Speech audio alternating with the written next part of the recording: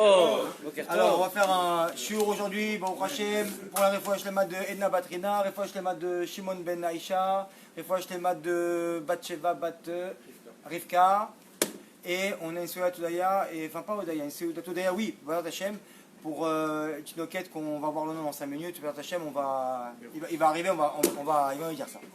On va parler, Baruch Hashem, on va faire un petit shiur court et condensé sur David Ameler. Baruch Hashem, parce que comme vous savez, le jour de Shavuot, c'est la naissance de David Ameler et c'est aussi la Yula de David Ameler, le même jour. On voit comme ça que il y a eu dans la Gemara un Inyan où on devait récupérer comme ça le Aaron Abrit, d'accord, où il y avait les Brit Kodesh et il y avait eu tout ça dedans. On devait récupérer ce Aaron là, et pour récupérer ce Aaron, qu'est-ce qui s'est passé? Normalement, on sait très bien que les Lévi'im, c'est eux qui s'occupent de ça, les enfants de Kehat, et c'est eux qui devaient venir et lever ce Aaron-là, même si on sait très bien qu'il y avait un miracle et qu'il se levait tout seul. Maintenant, le Inyan, c'est quoi? C'est que quand on devait ramener ce Aaron à Ir David, là-bas, David Ameler, qu'est-ce qu'il a dit? On va prendre une charrette et on va mettre le Aaron dessus. Et on voit de là que il y a le Aaron, il a basculé, Aaron. Et en fait, qu'est-ce qui se passe? C'est quoi? C'est que quand il y a eu Uza qui était avec David Ameler qui a voulu toucher ce Aaron-là, il a touché et il est mort. Il est mort et il y a eu un problème. Qu'est-ce qui s'est passé? Alors, on voit que le Inyan, que pourquoi Uza il est mort, je ramène ça en Agdama et après on va rentrer en vif du sujet, hein, c'est pas ça le plus important. Pourquoi Uza il est mort? Parce que à David Ameler, il a dit à Kadosh Baruch Hu que mes mizmorim sont comme tes chukim. Ça veut dire quoi? Que moi, par rapport en fait à ta halacha, à tes chok que toi tu envoies à Hachem, moi je vais faire des mizmorim. Et on peut voir de là quoi, que comme si Kaviachol, David Ameler est un peu mésalzé, il est un petit peu dénigré, le fait que la loi d'Hachem, que la Torah d'Hachem, ça soit comme ça, comme lui, comme des chants pour lui. Alors là maintenant, on va arriver un peu au vif du sujet. On voit que David Ameler, qui c'était David Ameler? C'est le Gilgoul de Adam Arishon, Adam Arishon, il a été au Gan Eden, tranquillement. Il a fait une seule faute dans sa vie. On lui reproche toujours ça, le pauvre, et j'espère qu'à 120 ans, il ne va pas nous attendre là-bas devant le Gan Eden. Et on lui reproche une seule faute dans sa vie, d'avoir fauté donc le fruit défendu, Chava, c'est pas le sujet. Maintenant, Adam Arishon, lui, il devait vivre combien de temps? 1000 ans. Adam Arishon, il a regardé.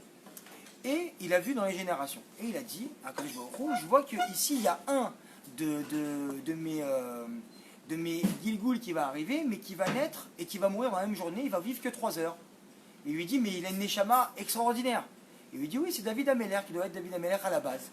Et cette Neshama de David Ameler, quand Adam Arishon, il a vu qu'il va juste naître et mourir après 3 heures, juste pour le Inyan comme ça, entre parenthèses, de réparer, vu que Adam Arishon aussi, il est resté 3 heures avant la faute, donc 3 heures avant Shabbat, il y a un petit peu un Inyan comme ça entre les deux, mais c'est pas le sujet. Donc qu'est-ce qui se passe? On voit comme ça, qu'il s'est dit David Ameler, il va vivre 3 heures, il va mourir, pour me réparer, c'est pas assez. Donc qu'est-ce qui se passe? Il a dit, je vais me sacrifier, et il a demandé à Kadosh Baruch Hu, est-ce qu'on peut donner une matana pour David Ameler? Alors Kadosh Baruch Hu a dit, matana, non. Il a dit, alors je vais prendre de moi, 70 ans, et je vais lui donner. Et donc, à Kadosh Baruch Hu, ils ont fait un shtar avec Matatron et tout ça, et il a pu donner donc 70 ans de sa vie à David Ameler en matana. Et David Ameler, il a grandi, il est devenu un homme, il a dit à Kadosh Baruch Hu, qui c'est qui m'a donné cette vie-là que moi j'étais pas méritant? Alors il lui a dit, c'est Adam Arishon. Il lui a dit, Adam Arishon, lui il a été fait de tes mains, et c'est toi qui l'as créé, alors qu'est-ce que je vais faire moi? Toute ma vie, vu que c'est une vie que j'ai pas méritée, c'est comme si que quelqu'un qui vient, il a mérité d'avoir, je dis n'importe quoi, une paye de 1000 euros par mois, et qu'en fait on lui donne 100 000 euros par mois. Donc qu'est-ce qui se passe? Il a quelque chose qu'il n'a pas mérité, entre guillemets, à la base. Donc toute sa vie, David Ameler, on comprend de là pourquoi il a fait les Télim, il a remercié, il a louangé Hachem pour chaque chose qu'il y avait dans sa vie, de bien ou de mal. Pourquoi? Parce que c'est pas mérité. Tout ce que Hachem tu me donnes, toute cette vie que je vis là, 70 ans, c'est en plus, c'est durable. Donc vu que c'est durable et que c'est en plus, chaque chose que tu vas me donner, je comprends de là que c'est vraiment en plus, donc je vais te louanger pour ça. Donc déjà, de là on peut prendre un moussoir pour chacun de nous-mêmes, que Baruch Hashem, quand on rentre à la maison, qu'on soit déjà en bonne santé, que Baruch Hashem, on a un toit où dormir, qu'on a peut-être une voiture pour rouler ou pas, un vélo, des chaussures, une chemise et un pantalon. Baruch Hashem, peut-être que ça c'était pas oui pour nous, et déjà merci à Kadosh Baruch Hu pour chaque chose qu'il nous donne. Donc très bien. Maintenant, donc on voit de là que David Ameler, qui lui, on dit que David Ameler Chai Vekayam, d'accord, il est vivant, il est encore vivant au jour d'aujourd'hui. Pourquoi? Parce qu'il a eu une vie qu'il n'a pas méritée à la base, mais qu'il a eu en cadeau. Très bien. Alors on voit de là que comment David Ameler il a remercié Hachem. Il a remercié en lui en étudiant. Comment il étudiait David Ameler? Tout le monde, ça c'est connu. Shnatsus. C'est quoi Shnatsus? 60 respirations. Ça veut dire que David Ameler, il étudiait toute la journée et toute la nuit. Et la nuit, qu'est-ce qui se passe? Quand il s'assoupissait, il dormait comme ça, un temps équivalent à 60 respirations d'un cheval. Et après, il se réveillait. Donc ça veut dire quoi? Qu'avant d'arriver au 1/60e degré d'impureté, parce qu'on sait très bien que quand on dort, c'est 1/60e de la mort, donc il voulait surtout pas toucher à la mort, parce que lui, David Ameller, il voulait profiter à 100% de sa vie, prendre, comment on dit ça, consommer le maximum de son potentiel de vie, parce qu'il savait que chaque seconde, pour lui, c'était un cadeau, c'était en plus. Très bien. Et on voit de là aussi l'antithèse de la réparation d'Adam Arishon, c'est quoi? C'est qu'Adam Arishon, quand il a mangé le fruit défendu, qu'est-ce qui s'est passé? Il a ramené la mort dans ce monde. Alors que David Ameller, lui, il va ramener la vie, pourquoi? Triat Amitim et Mashiach, parce que Mashiach sortira de David Ameller. Très bien. Maintenant, on sait aussi que David Ameller, il a demandé à Kadosh Baruch Hu, ça le perturbait. Là maintenant on commence à comprendre pourquoi ça perturbait. Il n'y a aucun homme comme ça qui a demandé, aucun dolador qui a demandé à Kadosh Baruch Hu quel jour où tu vais mourir, quand je vais mourir, quand je vais mourir, quand je vais mourir. Parce que justement, il voulait tellement sanctifier la vie qu'il ne voulait pas mourir. Alors qu'est-ce qui se passe? Ça le perturbait. Donc il demandait à Kadosh Baruch Hu, quand je vais mourir? Kadosh Baruch Hu dit, je ne peux pas te dire quand tu vas mourir. Par contre, comme vous le savez tous, je vais te dire le jour où tu vas mourir.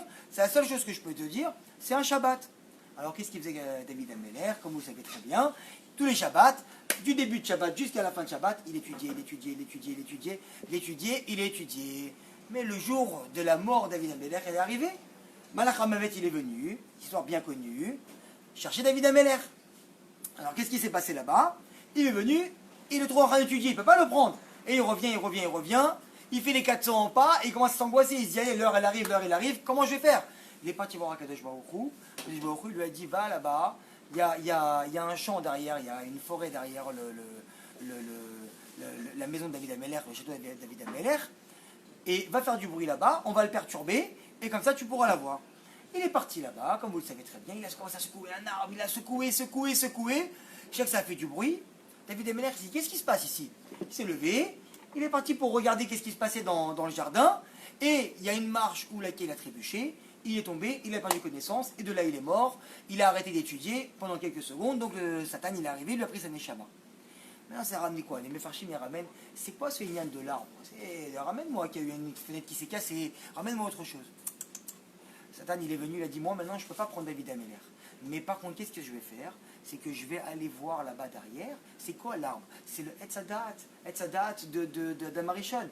Il dit, je vais aller secouer là-bas le Etzadat. Ça veut dire quoi? Akadosh Baruch Hu, je suis en train de te rappeler que Adam Arishon n'a que 70 ans, il n'y a pas plus. Alors moi, je suis en train de te rappeler la faute d'Adam Arishon, qu'il a fait sa réparation au jour d'aujourd'hui, qu'il a vécu pour Adam Arishon, donc il a réparé Adam Arishon. Maintenant, je viens secouer et rappeler la faute là-bas de Adam. Donc maintenant, tu es obligé de venir, et Shekema, tu es obligé de venir le prendre. Donc c'est pour ça que David Ameller, c'est comme ça qu'il est parti. Maintenant, on voit comme ça très rapidement que Rabbi Chaim Vital, il est venu et il est rentré un jour dans la chambre du Harizal. Et il voit le Harizal en sueur. Et il lui dit, Vodarav, ma Corée. Il lui dit, écoute, quand on vient, on fait un bio halakha, quand on vient pour chercher une halakha dans la Gemara, il faut suer. On sue beaucoup pour sortir une halakha de la Gemara, non? Alors il voit qu'on sue. Il dit, mais pourquoi il doit suer comme ça? C'est quoi le Inyan? Pourquoi? Il dit, parce que pour sortir beaucoup de Torah, il faut être Amal Batora. Amal Batora, il faut se fatiguer pour la Torah. Et quand tu te fatigues pour la Torah au ce jour d'aujourd'hui, c'est de là que tu viens et que tu sors les fruits de la Torah. Mais à l'époque d'Adam Arishon, c'était pas comme ça. Parce qu'Adam Arishon, lui, qu'est-ce qui se passe? Lui, il est venu qu'il avait tout servi au Gan Eden sur un plateau, et quand il a fauté, c'est marqué parce que tu gagneras ton pain à la sueur de ton front. C'est quoi le pain? Le pain, il est nimshal à la Torah, et la Torah, c'est aussi le pain. Donc qu'est-ce qui se passe? Pour venir et manger son pain, pour aller chercher son pain, il faut beaucoup transpirer. Depuis qu'Adam Arishon, il a fait la faute, alors on sait que pour le pain, donc pour acquérir la Torah, on doit beaucoup transpirer. Très bien. Alors maintenant on revient au Inyan pour conclure, parce qu'après ils sont arrivés, que David Ameller, il a fait quoi? Il a fait des chants de l'Alacha d'Akadosh Baruch Hu. Donc qu'est-ce qui se passe? David Ameller, il s'est dit, moi, j'ai tellement lutté pour la Torah, je suis venu dans cette vie-là, une vie gratuite. J'ai, entre guillemets, avec des mots à nous, morflé, j'ai sué pour ta Torah, Akadosh Baruch Hu. Alors moi, en fait, qu'est-ce qui se passe? J'ai tellement sué que pour moi, je suis arrivé à la Darga d'Adam Arishon avant la faute. Ça veut dire que j'ai tellement travaillé sur la Torah que maintenant que j'ai acquis, toute la Torah, c'est comme des mizmorim pour moi. Maintenant, dès que je viens, que je lis un passage de Torah, je le comprends comme si c'était un mizmor. C'est pas que j'ai voulu prendre le Aaron, le Aaron Abrit et le poser sur la charrette pour qu'elle vienne, parce que les Lévites, ils ne pouvaient pas le porter, parce que c'était dur pour eux de le porter à Torah, d'accord? C'est que moi, je suis venu, et j'ai fait poser ça sur une charrette, parce que pour moi, la charrette, c'est elle qui se fatigue, et moi, je n'ai pas à me fatiguer pour venir recevoir les secrets de la Torah. Donc c'est exactement ça, le Inyan, et donc Adam Arishon, pardon, David Ameller, il est venu, lui, il a dit, mais Hachem, moi ce que j'ai cru, c'est que le tikkun il était déjà arrivé. C'est que je croyais qu'en fait, on n'avait plus à se fatiguer. Une fois que tu nous as ramené comme ça le Aaron, je croyais qu'on ne devait plus se fatiguer pour recevoir ta Torah.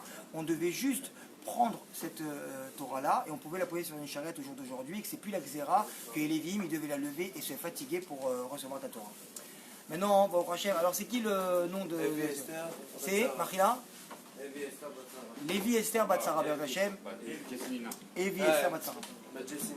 Ben Jessinina, Bezrat Hashem. C'est quoi pour la Refoua Shlema? Oui.